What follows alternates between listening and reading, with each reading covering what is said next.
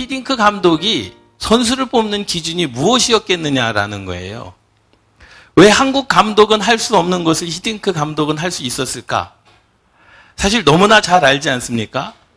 한국 감독이 선출이 되면 자기 학교도 좀 연연이 돼야 되고 자기의 출신도 좀 생각해야 되고 뭐 저 사람과 이 사람 A라는 선수와 B라는 선수가 좀 차이는 있지만 일반인들이 보기에는 차이가 없을 때 조금 부족하더라도 누구를 뽑습니까? 자기가 생각하는 사람, 자기 학교의 출신, 그러한 사람들을 뽑지 않습니까? 자기의 같은 고향인 사람들을 뽑지 않습니까? 그런데 히딩크 감독은 전혀 다른 기준이었죠. 학교와 상관없이, 무슨 학벌과 상관없이, 아니면 고향과 상관없이 자기의 눈에 들었을 때 이 포지션에 저 사람이 참 적격이겠다. 그리고 히딩크 감독은 전체적인 것을 보지 않습니까?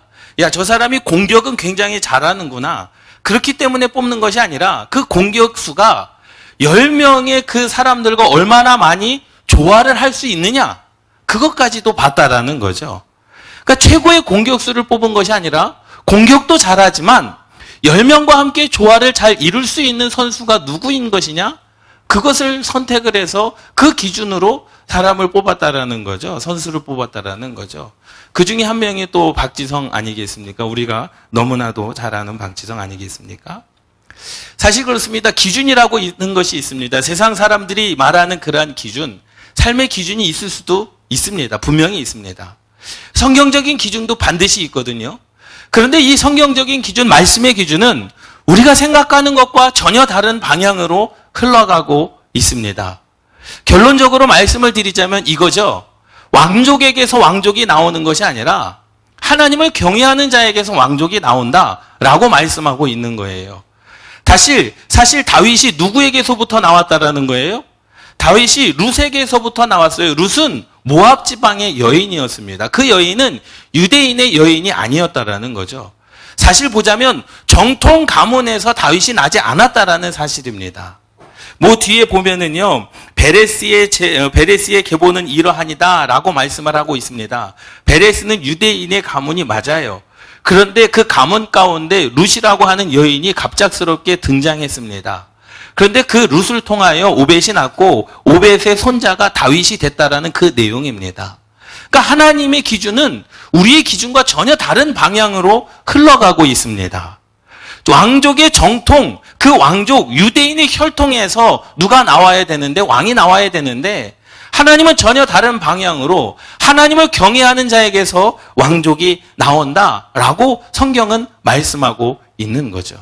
다시 말하자면 세상의 기준으로 하나님의 일을 하시는 것이 아니라 하나님을 경외함의 기준으로 일하시고 하나님을 경외함의 기준으로 선택하시고 하나님을 경외함의 기준으로 역사하시는 줄 믿습니다. 아무리 유대인이라 할지라도 아무리 혈통이 있는 왕족의 가문이라 할지라도 하나님을 경외하지 아니하면 대제사장, 제사장 중에서도 최고의 자리에 있는 대제사장 엘리의 가문을 하나님께서 그의 생명을 빼앗아 가시지 않았습니까? 예배를 멸시한 엘리 제사장의 두 아들 홈리와 비느하스의 생명을 하나님께서 걷어가셨습니다. 대제사장의 가문인데 대제사장 그 엘리의 가문을 하나님께서 생명으로 다 빼앗아 가셨다라는 거죠. 그러니 세상의 기준으로 볼 때는 정통이 있는 혈통이라 할지라도 하나님을 경외하지 아니하면 하나님은 철저하게 어떻게 하십니까? 그를 배제하시는 줄 믿습니다. 사실 보세요. 나오미의 가정을 보세요. 지난번에도 한번 말씀을 드렸듯이 나오미의 가정은 예루살렘 성 안이 정말로 흉년이 들어서 그것을 좀 살기 위하여 모압 지방으로 내려가지 않았습니까? 그런데 모압 지방으로 내려가자마자 남편과 두 아들을 잃어버렸습니다. 정말로 그 가정을 보면 실패한 가정입니다. 도무지 살 기회, 다시 말하자면 그 가정이 일어날 기미가 전혀 보이지 않는 그러한 가문이지 않았습니까? 그런데 이사야 42장 3절 말씀, 하나님은 어떠한 하나님이시냐? 상한 갈대를 꺾지 아니하시며 꺼져가는 등불을 끄지 아니하시는 하나님이신 줄 믿습니다. 꺼져가는 그 나오미의 가문을 누구를 통하여? 룻을 통하여 다시금 살려내셨다라는 거죠. 그 상한 갈대, 정말로 과부만 사는 그 나오미와 룻의 가정 가운데 대를 이을 수 없는 전혀 희박한 상황 가운데 정말로 눈 씻고 찾아봐도 그 가정이 다시 일어설 방법이 없는 그 상황 가운데 하나님은 그 가정을 뭐 하시지 아니하시고 꺾지 아니하셨고 꺼져가는 등불 가운데 그 불씨를 살려내어 다윗을 나오게 하는 거룩한 가문으로 세우신 줄 믿습니다. 할렐루야. 사실 나오미와 룻의 가정은 그렇습니다. 실패한 가정이었습니다. 지금 세상 말로 이야기하면 흙수저죠. 도무지 살아갈 희망도 정말로 비전도 없는 그 가정 가운데 그 가문이었다라는 사실이죠. 신세를 한탄하려는 것이 아니라 세상의 일반적인 상황이 그렇다라는 거예요. 누가 봐도 실패한 가정입니다. 희망이 없는 가정이었죠. 그런데 하나님께서 그 가정을 살려주신 이유가 뭐냐라는 거예요. 왕족에게서 하나님의 왕족을 이끌어내지 아니하시고 왜 이방 여인인 룻을 통하여 하나님의 왕족 다윗 그것을 통하여 예수 그리스도를 나게 하셨을까라는 겁니다. 왜 우리의 기준과 하나님의 기준은 다를까라는 거예요. 우리가 생각하는 기준과 정말로 하나님께서 생각하는 기준이 무엇일까를 우리가 한번 나누어 보도록 하겠습니다. 오늘 본문에서 지극히 인생의 괴로움을 겪고 있었던 그런 비주류 아니겠습니까? 그렇지 않습니까? 사실 보면 여기 앉아 계신 분들보다도 더 열악한 환경 가운데 있는 여인들이었습니다.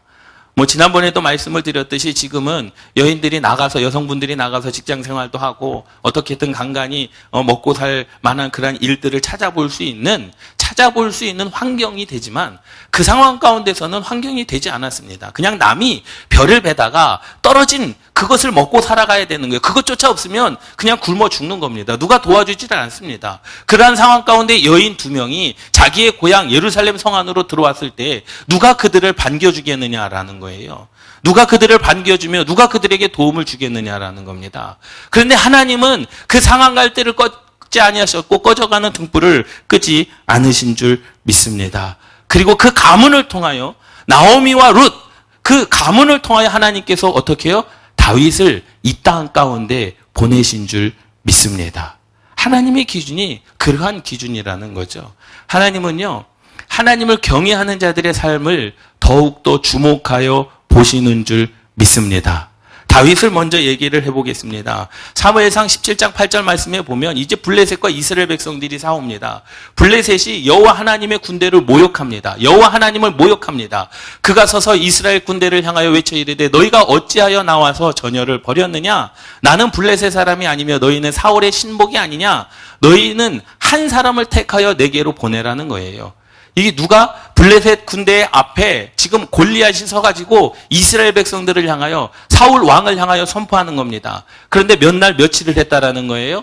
그 블레셋 사람이 40일을 조석으로 나와서 몸을 나타내었더라. 40일 동안 아침 저녁으로 이스라엘 군대를 뭐하고요? 조롱하고 여호와 하나님을 조롱하는데 그 앞에 나설 한 사람이 없었다라는 겁니다. 하나님을 위해 헌신할 사람이 없었습니다. 40일 동안을 그냥 저 블레셋 사람들이 쳐들어오면 어떡하나, 저 골리앗이 쳐들어오면 어떡하나 마음을 졸이면서 40일 동안 그들이 집을 들어가지 못하고 전열을 갖추고 있었다라는 그런 비참한 인생이 이스라엘 백성들 가운데 있었다라는 거죠. 그렇지 않습니까? 40일 동안 나왔는데 한 사람도 보세요. 그가 이야기하지 않겠습니까? 너희는 한 사람을 택하여 내게로 내려보내라는 거예요. 싸우자는 거죠. 그리고 그것으로 결판을 짓자라는 겁니다. 그런데 그 한 사람 어느 누구도 그 한 사람 내가 가겠습니다라고 말하는 사람이 없었습니다. 40일을 조석으로 나와서 그렇게 하나님을 조롱하였고 이스라엘 군대들을 조롱하였지만 그 한 사람 내가 나가겠습니다라고 하는 사람이 없었습니다. 그런데 다윗이 이야기합니다. 이 할례받지 않은 블레셋 사람이 누구에게 살아계신 하나님의 군대를 모욕하겠느냐라는 거예요. 여러분 보세요. 다윗이 이러한 말을 합니다. 그 누구도 군사, 투구를 쓰고 갑옷을 입고 창과 방패를 가진 그 한 사람, 그 이스라엘 군대의 대장 대신 그 사울 왕뿐만 아니라 군대 장관까지도 나서지 않은 그때에 누가요? 다윗이 이야기하지 않습니까? 이 할례받지 않은 블레셋 사람이 누구이기에 살아계신 하나님의 군대를 모욕하겠느냐? 여러분, 이러한 정의가 있습니까? 이러한 하나님을 경외하는 마음이 있습니까? 세상 사람들이 여러분들을 교회를 욕할 때에 세상 사람들이 그리스도인들을 욕할 때에, 세상 사람들이 하나님을 조롱할 때에 여러분들의 마음 가운데 이러한 마음이 있습니까? 어디 구원받지 못한 백성이, 어디 할례받지 못한 백성이 살아계신 하나님을 그렇게 욕되게 하느냐? 그러한 마음이 여러분들 가운데 있습니까? 그 블레셋 사람이 둘러보다가 다윗을 보고 업신여기니 이는 그가 젊고 붉고 용모가 아름다움이라. 블레셋 사람이 보니까 한 사람이 내려오긴 내려왔는데 뭐라고 떠들기는 떠드는데 어떻게 보이는 거예요? 업신여겼습니다. 그들이 보기에는 그가 젊고 붉고 용모가 아름다움이라 정말로 소년처럼 보였다라는 거죠. 소년이었기도 했지만 투구도 쓰지 아니하고 갑옷도 입지 아니하고 칼과 방패가 없는 그 다윗을 보고 그들이 업신여겼다라는 겁니다. 무엇의 기준입니까? 세상의 기준 아니겠습니까? 그런데 보세요. 하나님은 달리 보셨습니다. 여호와께서 사무엘에게 이르시되 그의 용모와 키를 보지 말라. 내가 이미 그를 버렸노라. 내가 보는 것은 사람과 같지 아니하니 사람은 외모를 보거니와 나 여호와는 중심을 보느니라 하시더라. 이것이 하나님의 기준입니다. 근데 블레셋 사람들은 무엇을 봤습니까? 다윗을 보고 업신여기니 이는 그가 젊고 붉고 용모가 아름다움이라. 이것이 세상의 기준이지만 하나님의 기준은 무엇입니까? 사람은 외모를 보거니와 나 여호와는 중심을 보느니라 하시더라. 할렐루야. 이것이 하나님의 기준이라는 거죠. 여러분, 우리가 세상의 기준에서 조금 말씀에 가까운 기준으로 살아가시기를 주님의 이름으로 축원합니다. 우리의 인생 가운데 한 번에 그 기준을 돌이키십시오. 사실 그렇게 하기가 쉽지 않습니다. 왜? 우리가 이 땅을 살아가는 인생들이기 때문에 쉽지는 않지만 여러분 매 순간순간마다 하나님께 여쭙고 하나님의 말씀을 기준으로 삼으시기를 주님의 이름으로 축원합니다. 반드시 하나님께서 하나님을 경외하는 자의 가문을 주목하여 보신다라는 거죠. 그런데 여호와께서 그와 함께 계시니 다윗이 그의 모든 일을 지혜롭게 행하니라. 이것이 원어의 해석입니다. 우리 개역개정 성경에는 다윗이 그의 모든 일을 지혜롭게 행하니라. 여호와께서 그와 함께 계시니라. 이 순서가 바뀌었지만 원어의 해석은 여호와께서 그와 함께 계시기 때문에 다윗이 그의 모든 일을 지혜롭게 행하였다라는 거예요. 그런데 이것을 누가 알았습니까? 사울이 알았습니다. 사울은 다윗이 크게 지혜롭게 행함을 보고 그를 두려워하였다라는 거죠. 왜? 그가 누가 함께 하시는 분이기 때문에 하나님께서 함께 하시는 사람이기 때문에. 할렐루야. 할렐루야. 세상이 감당치 못합니다. 하나님께서 함께하는 가정, 하나님께서 함께하는 교회, 하나님께서 함께하는 사람은 세상이 그를 두려워할 수밖에 없음을 깨달으시기 바랍니다. 사실 보세요. 이 하나님을 경외하는 것은요, 눈에 보이지 않습니다. 오늘 여러분들에게 말씀을 드리려고 하는 이 룻의 가정, 그 가정 가운데 누가 함께 축하해 줬으며 그 일을 하나님께서 어떻게 이루셨는가라는 거예요. 사실 나오미와 룻의 가정을 보면 철저히 처음부터 끝까지 누가 개입하셨다? 여호와 하나님께서 개입하신 줄 믿습니다. 함께 따라 하시겠습니다. 하나님께서 내 인생 가운데 개입하시면 된다. 믿습니까?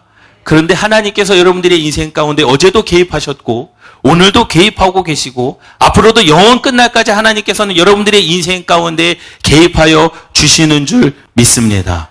그런데 우리가 그 하나님께서 개입하신다라고 하는 그 사실을 영적인 성령의 그 민감한 반응을 가지고 그 감각을 느껴야 된다라는 사실을 깨달으시기 바랍니다. 할렐루야. 깨어 있어야 된다라는 거죠. 하나님의 일하심을 여러분들이 고백하셔야 된다라는 사실입니다.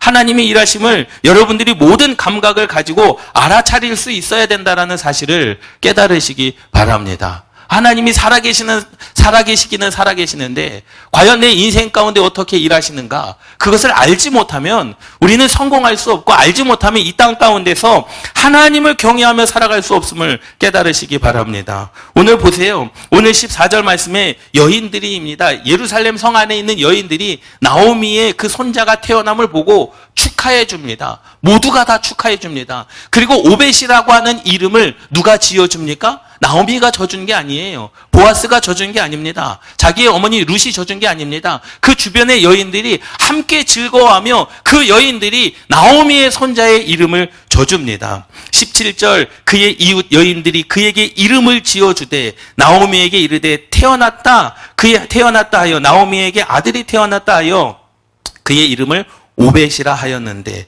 그는 다윗의 아버지인 이새의 아버지였더라. 할렐루야. 그 이름을 누가 지어줍니까? 온 동네 사람들이 함께 즐거워하며 함께 그 나오미의 손자 룻의 아들의 이름을 지어준 줄 믿습니다. 할렐루야. 이러한 찬양의 기쁨이 온 성에 가득하였던 것처럼 여러분들의 인생에도 그러한 여호와를 찬양하는 마음이 있기를 주님의 이름으로 축원합니다. 옆에서 부추긴 거죠. 나오미도 그 사실을 알고 있었어요. 룻도 그 사실을 알고 있었습니다. 하나님의 은혜로 된 것을 알고 있었습니다. 그런데 옆에 사람들이 부추기는 거죠. 야, 우리가 여호와 하나님을 찬양해야 돼. 그가 하나님께 복 받기를 원해. 너희 가정이 정말로 하나님의 복을 받기를 원한다. 그가 오늘 내게 기업 물을 자가 없게 하지 아니하셨기 때문이라. 꺼져가는 등불을 끄지 아니하셨고 상한 갈대를 꺾지 아니하시는 그 하나님의 은혜에 우리가 함께 예배하자라는 거죠. 나오미도 알고 있었습니다. 룻도 알고 있었습니다. 여호와 하나님을 뭐 하자라는 거예요? 함께 찬양하자라는 거죠. 그리고 진정으로 축복해 줍니다. 그 과부의 인생 가운데 정말로 다윗이 나는 그 가문을 하나님께서 일으키셨던 그 하나님의 역사를 진정으로 축복해 줍니다. 뭐라고 축복해 줍니까? 그 다윗의 그 이름을 온 이스라엘 가운데서 어떻게 해요? 유명한 자가 될 것이다라는 거죠. 할렐루야. 그의 이름이 이스라엘 중에 유명하게 되기를 원하노라. 이스라엘 중에 유명한 자가 되기를 원하노라. 단순히 이름을 떨치는 자가 아니라 정말로 영향력 있는 자가 되기를 원하는 그 마음이 누구에게 있었습니까? 예루살렘 성 안에 있는 모든 여인들에게 있었음을 믿습니다. 여러분, 저와 여러분들이 그랬으면 좋겠습니다.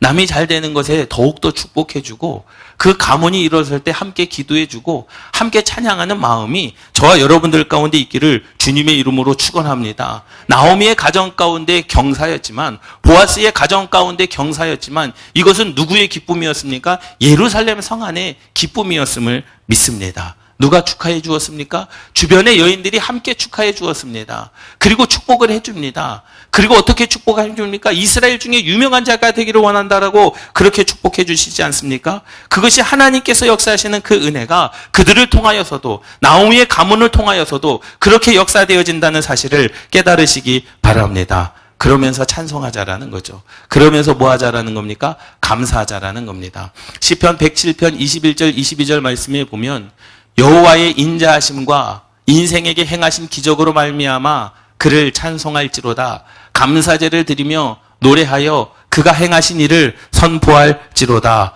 아멘. 할렐루야. 여러분, 여호와 하나님께 감사할 일이 있다라고 한다면 항상 무엇을 해야 됩니까? 감사제를 드려야 됩니다. 함께 따라 하시겠습니다. 알겠습니다. 뭔 말인지 아시겠죠? 헌금을 드리라는 거예요. 감사의 헌금을 드리라는 겁니다. 구약에 보면은요, 감사의 제사가 두 가지 제사가 있었습니다. 말 그대로 감사의 제사고 하나는 화목제입니다. 감사의 제사와 화목의 제사는요, 비슷하지만 달라요. 화목제는요, 내가 날마다 감사할 것이 있을 때마다 하나님께 드리는 것이 화목제입니다.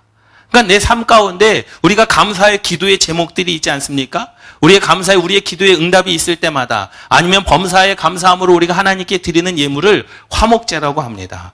그런데 감사제는 달라요. 감사제는 어떠한 것인가? 감사제는 내가 죽을 수밖에 없는 상황 가운데서 나를 살려주신 은혜에 대하여 하나님께 드리는 것이 감사제입니다. 그래서 이 나오미와 룻은 이 아들 오벳을 낳고 세 번의 제사를 드렸는데 그 첫 번째는 번제입니다. 하나님께서 주신 자녀라는 거죠. 하나님께 드리겠습니다. 두 번째는요, 속죄제입니다. 타면서부터 원죄가 있기 때문에 이 자녀를 예수 그리스도의 보혈 하나님께 드리는 제사로 말미암아, 성령의 불로 말미암아 모든 죄를 태워달라고 하는 그 뭐였습니까? 두 번째 제사가 속죄제였습니다. 그리고 세 번째가 뭐였습니까? 감사제였습니다. 화목제가 아니라 감사제를 드렸다는 거예요. 왜요? 그 가문은 일어설 수 없는 가문이었습니다. 죽을 수밖에 없는 가문이었습니다. 도태되는 가정이었습니다. 세상에서 볼 때는 주류가 아니라 비주류였습니다. 절대로 선택받으면 안 되는 가정, 선택받을 수도 없는 가정. 그러나 하나님은 그 가정을 선택하여 살려주시고, 정말로 이 말처럼, 그 여인들의 말처럼 이스라엘 중에 유명한 가문으로 그들을 세우신 줄 믿습니다. 할렐루야. 하나님께 베풀어 주신 은혜에 감사하는 것, 그것이 저와 여러분들이 가져야 될 생명의 말씀 아니겠습니까? 우리가 인생을 살아가면서 하나님께서 우리에게 베풀어 주신 은혜에 민감하게 반응해야 되는 줄 믿습니다. 여러분 무엇을 감사하십니까? 하나님께서 행하신 기적을 여러분 알고 계십니까? 하나님께서 여러분들에게 정말로 세상 끝날까지 내가 너희와 함께 있겠다 말씀하셨는데 어제 하나님께서 여러분들이 인생 가운데 어떠한 일을 행하셨습니까? 일주일 전에 하나님께서 일주일 동안 인생을 살아가면서 하나님께서 여러분들의 인생 가운데 어떻게 여러분들을 인도하셨습니까? 우리가 그것을 민감하게 반응해야 된다라는 거죠. 믿습니까? 우리가 그것을 알 때 감사하지 않을 수 없다라는 거예요. 하나님의 은혜에 감사하지 않을 수 없다라는 거죠. 내가 정말로 하나님의 인생이 하나님의 그 역사가 내 인생을 주도해가고 내 인생 가운데 개입하셔서 나를 오늘도 살게 하신 그 하나님의 은혜, 그 하나님의 손길을 내가 느꼈다라고 한다면 감사하지 않을 수 없다라는 거죠. 믿습니까? 여러분 생각해 보세요. 우리의 인생 가운데 죽었다 살아나도요. 그 고백이요. 죽을 때까지 갑니까? 아니요. 가면서 시간이 흐르면 시들해지기 마련이 나는 거죠. 그렇기 때문에 우리가 깨어 기도해야 되는 줄 믿습니다. 할렐루야. 여러분들에게 주신 은혜, 하나님을 만났던 그 첫 은혜, 첫 성령의 체험, 정말로 그때의 그 감격과 그 기쁨이 지금까지도 유지됩니까? 유지되지 않고 있다라고 하는 것도 심각한 것이고 지금까지 유지되고 있다라는 것도 심각한 겁니다. 왜? 그 이상을 해야 되지 않겠습니까? 하나님의 사람이라고 한다면? 예?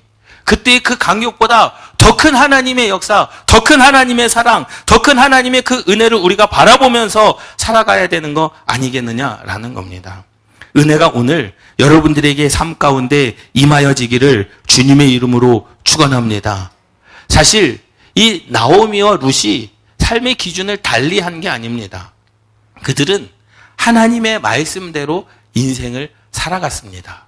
그런데 그렇게 하다 보니까 하나님의 말씀이 인생의 기준이 되어져 버렸다라는 거죠. 믿습니까?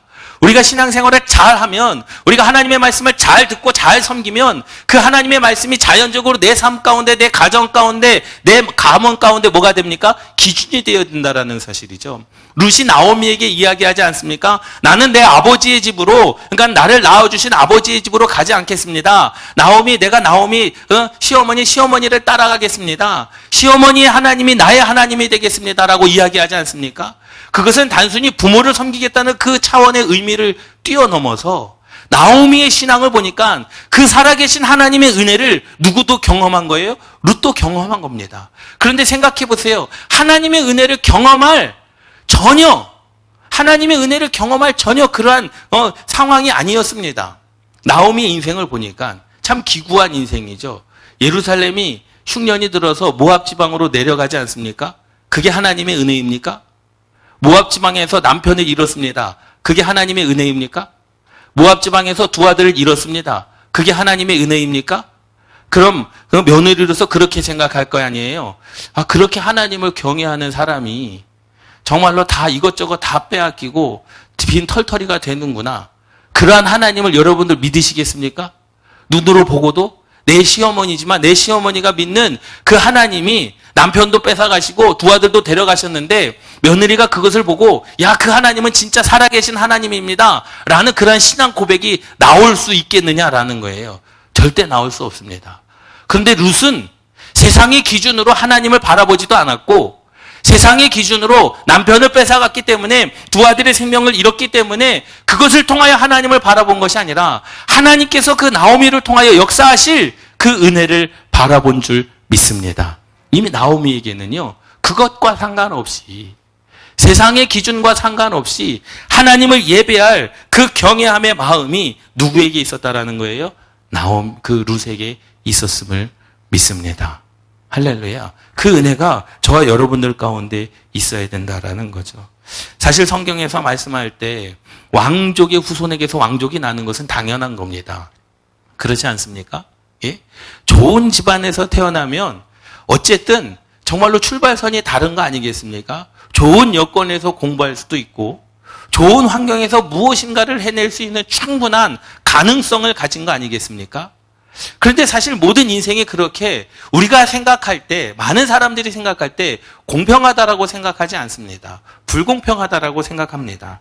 그런데 이 이방 여인, 그 보아스와 룻 사이에서 태어난 아이의 이름이 오벳이었고, 오벳에서 이새가 태어났고, 이새의 아들들 가운데 다윗이 있었습니다. 하나님은 그 가문을 정말로 이 예루살렘 성 안에 있는 그 여인들의 말처럼 이스라엘 중에 유명한 자가 되게 하셨다라는 거죠. 위대한 가문, 다윗의 가문을 이루고 있는 그 근거에는 이름도 없고 볼품도 없었던 이방 여인이었었다라는 거예요. 왜 그 이방 여인, 볼품도 없고 이름도 없는 그 이방 여인들 가운데서 위대한 다윗의 가문을 이루셨는가? 누구도 주목하지 않았지만 그 룻이 가지고 있었던 하나님을 경외하는 마음과 부모를 섬기는 그 마음을 하나님께서 뭐하고 계셨다라는 거예요? 주목하고 계셨다라는 사실입니다. 여러분, 세상 사람들이 볼 때 하나님을 경외하는 거 눈으로 보입니까? 안 보입니다. 여러분들이 하나님을 경외하는 거 제가 볼 수 있다고 생각하면 아니요, 보이지 못합니다. 하나님을 경외하는 그 마음, 그리고 부모를 섬기는 그 마음을 그 누구도 보지 못했는데, 그 누구도 그가 하나님을 어떻게 경외하는지, 부모를 어떻게 섬기는지 그 누구도 보지 못했는데 누가 보고 계셨다라는 거예요? 여호와 하나님께서 롯의 신앙과 롯의 삶을 보고 계셨는 줄 믿습니다.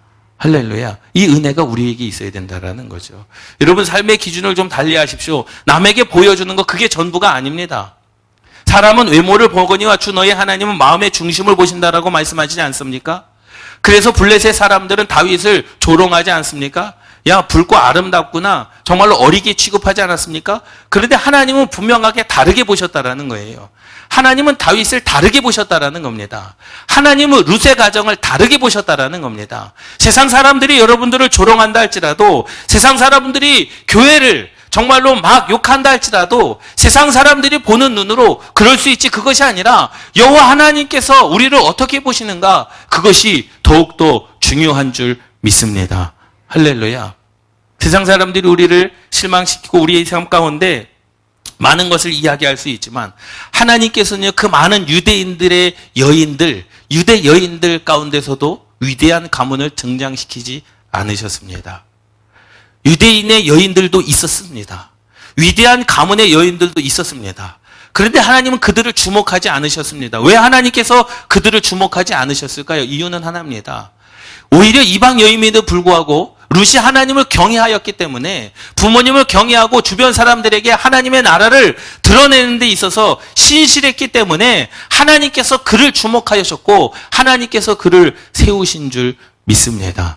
할렐루야. 저와 여러분들이 그러한 삶이 되기를 주님의 이름으로 축원합니다. 아멘. 내 혈통이 어떠한가? 그게 중요한 게 아니에요. 아무리 유대인이라 할지라도요, 아무리 대제사장의 가정이라 할지라도 홈리와 비느하스는요, 하나님께서 그들의 생명을 가져가셨습니다.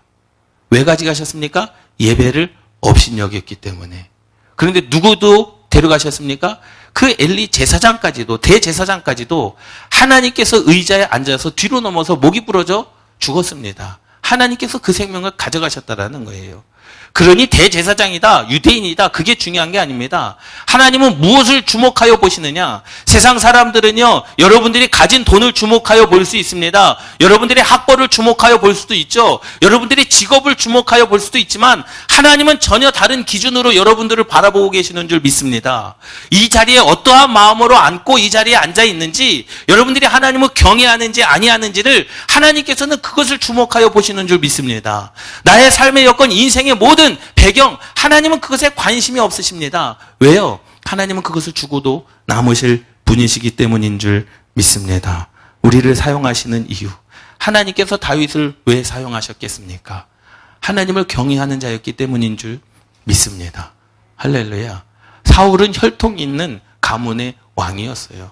이방 여인의 후손으로 나지도 않았습니다. 유대 여인의 정통 혈통. 사실 다윗은 이방 여인으로부터 난 거 아니겠습니까? 사실 어떻게 된 겁니까? 혼합이 되어진 거 아닙니까? 정통 혈통으로 따지자면 사울이 다윗보다 한 수 위입니다. 그런데 하나님께서 사울을 버리셨다라고 말씀하셨어요. 왜요? 그에게는 하나님을 경외하는 마음이 없었기 때문에.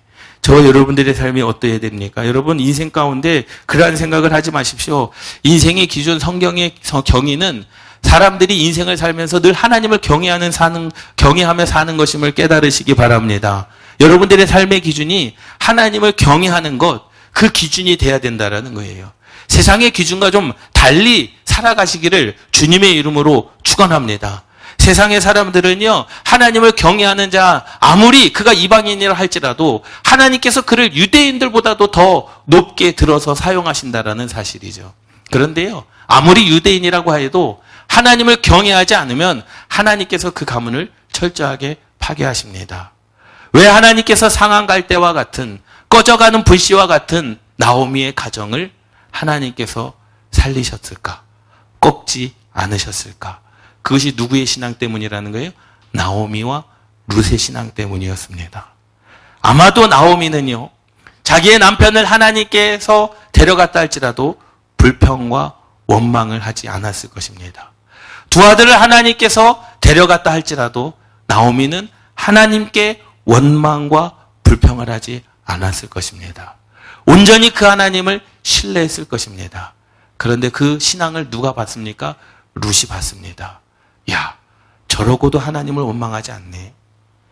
저러고도 하나님을 버리지 않네. 자기의 남편이 죽었는데도, 자기의 두 아들을 잃어버렸는데도 하나님을 여전히 찬양하네. 저럴 수 있을까? 과연 저럴 수 있을까? 하나님을 버려도, 10번을 버려도 남을 저 상황 가운데서도 하나님을 끝까지 믿는 그 신앙이 나오미에게 있었고, 그 신앙을 누가 본 겁니까? 룻이 본 겁니다. 세상 사람들은 저 유대 땅의 예루살렘에 살던 그 여인이 모압 지방, 우리 지방으로 왔는데 다 털리고 다시 고향으로 간다. 그것을 봤지만 룻은 무엇을 봤습니까? 세상 사람들이 그 본 것, 남편을 잃고 두 아들을 잃고 그것을 본 것이 아니라 나오미 마음 가운데 있는 하나님을 경외하는 그 마음을 룻이 본 겁니다. 그래서 내가 그 하나님을 섬기겠다라는 거예요. 상황 때문에 하나님을 섬기는 것이 아니라 나오미의 그 마음 가운데 살아 역사하시는 하나님의 은혜, 그럼에도 불구하고 하나님을 찬양할 수 있는 그 나오미의 신앙, 그것을 본 겁니다. 할렐루야. 저와 여러분들 가운데 그러한 믿음이 있기를 주님의 이름으로 축원합니다. 하나님의 법칙은요, 왕족에게서 왕족이 나오는 것이 아닙니다. 세상의 유명한 자들 가운데서 유명한 자들이 나오는 것이 아니라 하나님을 경외하는 자에게서 왕족이 나온다라고 말씀하시는 겁니다. 이것이 하나님의 기준입니다. 하나님을 경외하는 것은 보여질 수가 없습니다. 하나님을 중심을 보시는 겁니다. 이 자리에서 누가 하나님을 경외하는지 경외하지 아니하는지 여호와 하나님은 안다라는 거죠. 내 생활의 모습이 내가 성경책을 들고 다니기 때문에, 내 직분이 목사이기 때문에 여러분들보다 더 하나님을 경외할 것이다라고 생각하지 마십시오. 하나님은요, 다 아시는 분이심을 깨달으시기 바랍니다. 세상 사람들은 그러한 기준을 가지고 있죠. 야, 저 사람이 예배를 잘 드린데 그래 하나님을 경외하는 것보다, 아니요, 하나님은 그 마음의 중심을 보시는 줄 믿습니다. 이것이 하나님의 기준이라는 거죠. 사실 그렇습니다. 우리는 세상의 기준으로 인생을 살아가는 것이 아니라, 세상 사람들은 돈의 기준이 되지 않습니까? 세상 사람들은 학벌이 기준이 되지 않습니까? 세상 사람들은 고향이 먼저고, 세상 사람들은 나와 같은 학교를 나와야 되는 것, 그것이 기준이지 않습니까? 재산의 기준으로 살아가는 것이 아니라 여러분들의 삶은 좀 더 그 기준을 달리하시기를 주님의 이름으로 축원합니다. 하나님을 경외하는 것을 기준으로 삼고, 하나님을 찬송하는 것을 나의 기준으로 삼고, 감사를 나의 기준으로 삼고 살아가시기를 주님의 이름으로 축원합니다. 여러분, 감사할 일이 있다면 감사의 제사를 드리시기를 주님의 이름으로 축원합니다. 그것이 선포되어져야 됩니다. 내 신앙이 선포되어져야 되고 내 삶이 하나님께 드려져야 됨을 깨달으시기 바랍니다. 이것이 하나님께서 우리에게 원하시는 거 아니겠습니까? 하나님께서 여러분들이 물질을 원하시겠습니까? 하나님께서 여러분들이 학벌을 원하시겠습니까? 하나님께서 여러분들의 재산을 원하시겠습니까? 하나님께서 여러분들의 인생 가운데 고향을 원하시겠습니까? 아니거든요. 하나님께서 원하시는 것은 세상의 기준과 전혀 다르다라는 사실입니다. 아무리 룻이라는 여인이 이방 여인이라 할지라도 그 룻에게서 오벳이 나왔고, 오벳의 아들이 이새였고, 이새의 아들이 다윗이었다. 그 다윗이 예수 그리스도를 나게 하는 거룩한 통로가 되어준 줄 믿습니다. 왜? 나오미의 인생과 이 룻의 인생은 하나님을 섬김에 있어서 세상의 기준으로 하나님을 섬긴 것이 아닙니다. 내게 좋은 것을 주셨기 때문에 하나님을 잘 경외하고 내가 좋은 것을 주시지 않았기 때문에 하나님을 경외한 인생이 아니라 나오미의 인생 가운데 자기가 가지고 있는 모든 것 다 하나님께서 가져갔다 할지라도 하나님을 섬기는 그 경외함을 잃지 않았다라는 거죠. 하나님은 그 마음을 주목하여 보신 줄 믿습니다. 그래서 보아스의 아내가 되었고 그것이 이 땅 가운데 예수 그리스도를 나게 하는 거룩한 통로가 된 줄 믿습니다. 하나님을 경외하는 것을 통해 저와 여러분들은요, 하나님의 가정이 될 수 있습니다. 하나님의 사람이 될 수 있습니다. 여러분들의 삶이 그러한 삶이 되고 하나님께 찬송과 감사의 제사를 드리는 거룩한 가문이 되시기를 주님의 이름으로 축원합니다. 세상과 좀 다르게 살아갑시다. 할렐루야. 세상의 기준이 아닌 세상에서 여러분들 미련하게 보일지라도 주님은 여러분들을 특별하게 보시는 줄 믿습니다. 왜 저 사람은 미련하게 그렇게 신앙생활해? 세상 사람들은 그것을 미련하다 할지라도 하나님은 여러분들을 특별하게 바라보고 계시는 줄 믿습니다. 내 마음의 삶의 기준을 하나님의 말씀으로 조금씩 옮겨가시기를 주님의 이름으로 축원합니다.